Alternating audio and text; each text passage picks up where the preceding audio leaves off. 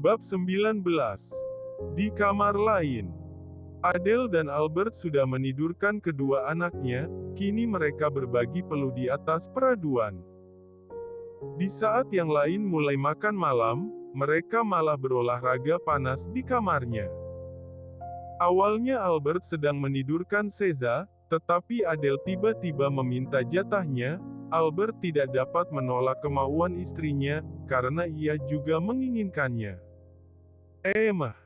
Lenguh Adele. Albert menaburkan bibit unggulnya setelah lamanya ia bermain, tubuhnya ambruk di atas tubuh Adele yang sama-sama kelelahan. Lemes Dinda, ucap Albert lesu.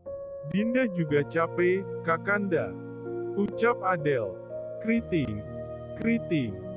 Dinda, HP-nya bunyi, ucap Albert.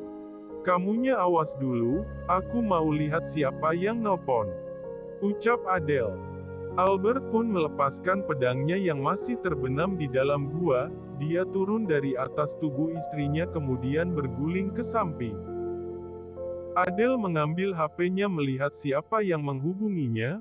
Begitu ia membuka layar HP-nya tertera sahabat dari oroknya menghubunginya. Siapa Dinda? Tanya Albert. Si Farid, jawab Adele. Coba angkat, takutnya penting, siapa tahu dia mau kasih kabar ibu sama ayah, ucap Albert. Halo, ada apa nyet? Tanya Adele. Sableng, sembarangan aja lu ngatain gue ya. Suka-suka gue lah, cepetan mau ngomong apa? Lu bisa bantuin gue gak? Ini gue lagi bingung nih, si Luna lagi mabok di klub dan sekarang udah ngaco. Hah? Sejak kapan dia nyoba minum kayak gituan? Sok-sokan mabok, minum air putih aja dia mah gumoh. Ani cepetan kesini kalau bisa. Lu tahu sendiri kan gue punya bini lagi hamil, gue gak bisa ninggalin dia lama-lama, kerjaan gue juga masih banyak. Aduh, mana gue masih capek lagi. Lu jagain dulu nyet, gue mau nyuruh orang buat jemput tuh cewek on, ngapain sok-sokan mabok kalau mau ribetin orang, gue gibeng juga tuh si Luna. Yeay, dia kayak gini juga karena dia lagi stres, lu tahu gak? Pacarnya selingkuh. Selingkuh tinggal cari lagi bego, jadi cewek kok rapuh. Masalahnya cowoknya selingkuhnya sama nyokapnya. What? Tunggu di sana, gue telpon rahasia dulu. Tut. Adele langsung mematikan ponselnya, dia mencari nomor adik iparnya, yaitu rahasia untuk menjemput Luna di klub. Farid mengirimkan lokasi Luna saat ini pada Adele, dengan cepat Adele mengirimkan lokasi yang diberikan oleh Farid pada rahasia. Tut. Halo madam. Syah, tadi gue ngirim alamat ke Walu. Tolong jemput si Luna di klub ya, gue abis olahraga masih lemes jadi gak bisa jemput. Kok gue sih madam? Cepetan Syah, nanti gue jelasin deh. Sekarang jemputin dulu si Luna, bawa di kehadapan gue. Tapi, gak ada tapi-tapian, lu tinggal pilih aja mau gue gantung atau sliding. Hah? Iya, gue berangkat sekarang. Tut. Adele matikan ponselnya sepihak, Albert mengerutkan keningnya melihat raut wajah Adele yang cemas. Kenapa Dinda? Tanya Albert. Aku khawatir sama Luna, Farid bilang si Luna mabok gara-gara pacarnya selingkuh. Jawab Adele. Kok diselingkuhin larinya ke minuman sih? Kenapa gak cari orang baru yang levelnya lebih tinggi dari cowoknya, biar cowoknya nyesel? Heran Albert. Masalahnya bukan gitu Kakanda, aku tahu banget kalau si Luna sama pacarnya udah jalin hubungan dah lama banget, dia yang nemenin pacarnya sampai sekarang jadi sarjana. Kalau selingkuh sama cewek lain kayaknya dia fine aja, tapi masalahnya yang jadi selingkuhan cowoknya itu ibunya sendiri. Jelas Adele. Daebak, Sama emak-emak, ucap Albert terkejut. Adele menganggukkan kepalanya sebagai jawaban. Dia juga sebenarnya tak habis pikir, kenapa pacar Luna dan ibunya sampai sebegitu teganya. Rasia yang tengah bergelung di dalam selimut pun langsung terbangun. Rasanya dia sungguh berat sekali untuk melaksanakan tugas dari kakak iparnya, tetapi jika tidak dituruti maka nyawanya menjadi taruhannya. Si Luna yang mana sih? Ngerepotin banget, keluh Rasia. Dengan langkah yang gontai Rasia keluar dari dalam kamarnya. Saat sudah menutup pintunya terdengar notifikasi dari dalam HP-nya. Syah, cepetan berangkatnya, Farid gak bisa nungguin lama-lama di klub, soalnya istrinya lagi rasain kontraksi mau lahiran, gue gak bisa berangkat. Si kembar bangun. Rasia mengacak-acak rambutnya frustasi, dia segera melangkahkan kakinya dengan langkah tergesa. Tak lama kemudian Rasia sudah sampai di lantai bawah. Dia menuju parkiran di mana mobilnya berada. Dengan gerakan cepat Rasia melajukan mobilnya dengan setengah edan, menuju klub yang sudah diberitahukan oleh Adele. 15 menit kemudian, Rasia memarkirkan mobilnya di depan sebuah klub malam. Dia langsung keluar dengan berlari masuk ke dalam klub tersebut. Ia menutup hidungnya kala mencium bau alkohol yang begitu menyengat. Bau banget, gue gak tahan, kayak pengen muntah anjir. Keluh Rasia. Rasia mencari keberadaan Luna dan Farid. Dari kejauhan Farid melambaikan tangannya, kala melihat Rasia yang tengah berdiri di depan pintu. Melihat Farid yang tengah melambaikan tangannya, Rasia langsung berjalan ke arahnya. Pak Rasia, disuruh kesini sama Adele kan? Tanya Farid. Iya, mana ceweknya? Tanya Rasia. Ini, yang lagi tepar. Jawab Farid menunjuk ke arah Luna. Ya udah, ayo bantuin gue bawa dia ke mobil, bukannya kata si madam istri lo lagi kontraksi. Ucap Rasia. Oke, iya tadinya istri gue bilang dia kontraksi, taunya itu kontraksi palsu. Ucap Farid. Farid pun membantu Luna keluar dari dalam klub. Dia dibantu oleh Rasia membawa Luna yang sempoyongan seraya meracau. Kenapa harus ibu gue, Hicks? Racau Luna. Kenapa dia? Tanya Rasia. Cowoknya selingkuh, parahnya sama nyokapnya. Jawab Farid. Anjay, pantesan nih cewek jadi bego. Ucap Rasia. Bu. Farid mendudukkan Luna tepat di belakang mobil. Rasia masuk ke dalam mobil bagian belakang memasangkan seat belt pada Luna. Setelah dipastikan Luna sudah aman, Farid pun berpamitan pada Rasia untuk pulang ke rumahnya. Rasia berpindah tempat ke arah depan. Dia duduk di kursi kemudi, kemudian melajukan mobilnya menuju Hotel Wiguna sesuai perintah dari kakak iparnya. 15 menit berlalu. Rasia memarkirkan mobilnya. Dia membuka pintu belakang mobilnya hendak membuka seat belt, namun Luna tiba-tiba memuntahkan isi perutnya. Hueek, huik, mobil gue. Teriak Rasia frustasi. Luna memuntahkan isi perutnya di dalam mobil Rasia. Dia menyugar rambutnya ke belakang setelah selesai muntahnya. Rasia melongo dibuatnya sampai ia tak bisa berkata-kata lagi. Sedangkan pelaku bersandar memejamkan matanya, tanpa melihat wajah Rasia sudah memerah menahan amarahnya. Udah mah nyusahin, motorin, ARGGH sial. Amuk Rasia. Walaupun dia tengah emosi tetap saja ia membawa Luna naik ke atas. Dia menggendong tubuh Luna yang bau alkohol, sampai Rasia tidak kuat mencium baunya. Langkah Rasia di tengah perjalanan lupa mengabari Adele.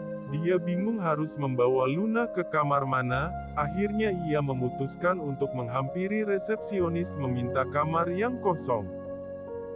Gue simpen dulu nih cewek, nanti gue kabarin madam. Gumam Rasia.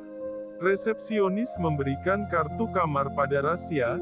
Dengan langkah panjangnya, Rasya berjalan ke arah kamar yang sudah diberikan kartunya oleh resepsionis. Sampai di kamar, Rasya menahan tubuh Luna menggunakan kakinya, tangan kanannya ia gunakan untuk menempelkan kartu untuk membuka pintunya. Ceklek. Rasya berjalan masuk ke dalam kamar, dia merebahkan tubuh Luna di atas ranjang. Rasya langsung saja berlari keluar kamar Luna. Biasanya kalau orang tengah dalam pengaruh alkohol, akan melakukan hal yang aneh-aneh, ia tidak mau itu terjadi, jadi ia lebih memilih keluar. Membayangkannya saja menjijikan. Gumam Rasya. Rasya segera menghubungi ponsel kakak iparnya, dia menyuruh Adele untuk datang ke kamar Luna. Tak butuh waktu lama, Adele datang sendirian menemui Rasya dengan membawa paper bag di tangannya. Dilihatnya Rasya tengah bersandar di dekat pintu kamar Luna. "Syah, gimana keadaannya? Kenapa lu tinggal?" cecar Adele. "Ya kali gue di dalam, kalau gue di Park Asteris S gimana? Emang gue cowok apaan?" jawab Rasya. "Ya juga ya. Ya udah gue ke dalam dulu. Tangs udah mau jemput besti gue, sebagai bayarannya lu jaga si kembar di kamar sama Mas Al," ucap Adele. "What? Madam yang bener aja, gue kan udah turutin perintah lu buat jemput dia, kenapa sekarang lu nyuruh gue buat jaga si kembar sih? Mana dia muntah di mobil kesayangan gue lagi," protes Rasya. Berisik. Cepet pergi sana, kasihan suamiku tercinta kesusahan jaga si kembar," ucap Adele. Rasya mencebitkan mulutnya kesal, dia memberikan kartu kamar Luna pada Adele. Dengan ekspresi kesalnya, Rasya pergi dari hadapan Adele, sudah tak heran lagi jikalau kakak iparnya itu seringkali bersikap seenaknya. Anehnya dia tidak bisa menolak perintah Adele.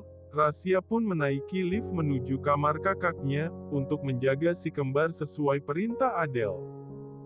Begitu Rasya pergi, Adele langsung masuk ke dalam kamar di mana Luna berada.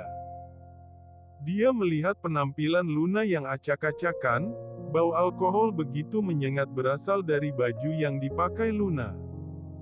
"Asem lu Luna, bisa-bisanya manusia slebeu kayak lu minum alkohol. Kalau galau lari sama Tuhan, bukan ke minuman, lagian punya cowok kurang ajar banget sih. Selingkuh kok sama emak lu, kagak ada wanita seksi, cantik dan lebih bohai kah? Elunya juga bego, mau aja dikibulin sama cowok yang bilangnya temenin aku dari nol sampai sukses, nanti aku bakal nikahin kamu dan juga bahagiakan kamu preet. Mana ada raja yang ngajak ratunya berperang, ratu mah diem di rumah biar raja yang berjuang," gerutu Adele sambil mengganti pakaian Luna. Selesai memakaikan baju pada Luna, Adele membereskan baju Luna yang bau alkohol, lalu memasukkannya ke dalam paper bag. Tiba-tiba Luna meracau, dia menangis dengan kencang lengkap dengan tangannya yang mengepal. Brengs asteriska. Setan. Kenapa gak bun asteris H gue aja, sakit anjay. Teriak Luna. Lun, sadar BG. Ucap Adele menepuk-nepuk pipi Luna. Luna membuka matanya yang sudah sembab akibat terus menangis, dia melihat Adele yang tengah duduk di sampingnya. Luna langsung memeluk tubuh Adele dengan masih terpengaruh alkohol, dia menangis sejadinya di pelukan Adele. "Gue salah apa Del? Gue salah apa?" tekan Luna. "Luna lu gak salah, mereka yang salah Lun," ucap Adele. "Mereka tega ngelakuinnya di rumah Del, hati gue sakit liatnya," ucap Luna di sela tangisnya. "Lu tenangin diri lu dulu, kita bahas nanti aja ya," ucap Adele mengusap punggung Luna yang bergetar. Tangisan Luna semakin pecah kala mengingat kelakuan menjijikan dari pacarnya dan juga ibunya. Adele merasa iba melihat kondisi Luna yang tengah rapuh. Dia berjanji dalam hatinya akan membalaskan semua perbuatan yang sudah mereka lakukan pada sahabatnya. Kalian salah menyakiti orang yang gue sayangi, silakan nikmati sisa kebahagiaan kalian, tapi setelah ini gue pastikan kalian memohon pada Luna, batin Adele. Edgar dan Zalea kini tengah duduk di sofa dengan saling bertatap muka, keduanya sudah menyelesaikan makannya. Edgar tidak tahu harus mulai bicara dari mana, yang pastinya dia ingin mengajak Zalea berdiskusi. Lea, panggil Edgar. Iya om, sahut Zalea. Bisa gak, jangan panggil om. Saya itu suami kamu loh sekarang. Protes Edgar. Terus panggilnya apa dong? Tanya Zalea bingung. Mas, sayang, suami atau apa kek? Jawab Edgar. Mas aja deh ya. Ucap Zalea. Bebas, terserah kamu mau panggil aku apa yang penting sopan. Oh iya, sekarang kita ngomongnya aku kamu biar enak didengarnya. Mulai sekarang kita akan memulai dengan awal yang baik, agar kita bisa menerima satu sama lain dan saling mengenal satu sama lain. Ucap Edgar. Om, Mas, bagaimana kalau kita buat kesepakatan? Tanya Zalea.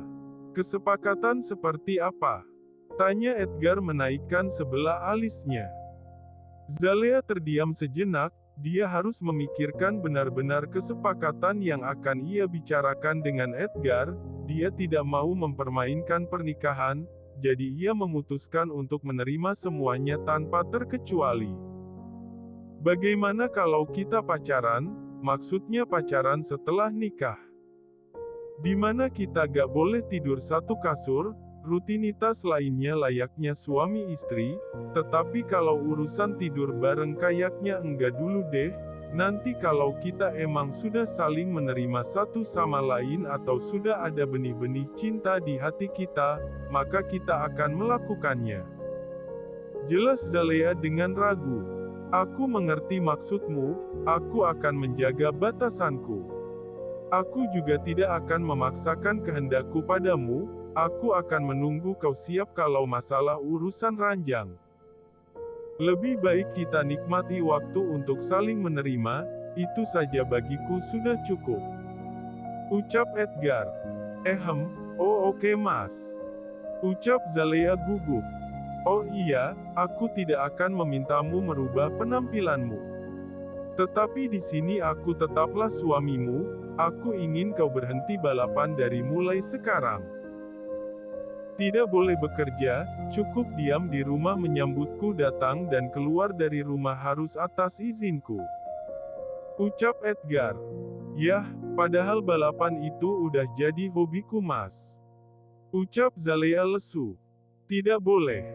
Tegas Edgar. Sesekali boleh dong mas ganteng. Goda Zalea. Sekali tidak boleh, tetap tidak boleh. Dan satu lagi. Kau tidak boleh dekat dengan pria lain selain aku. Ucap Edgar menekankan kata-katanya.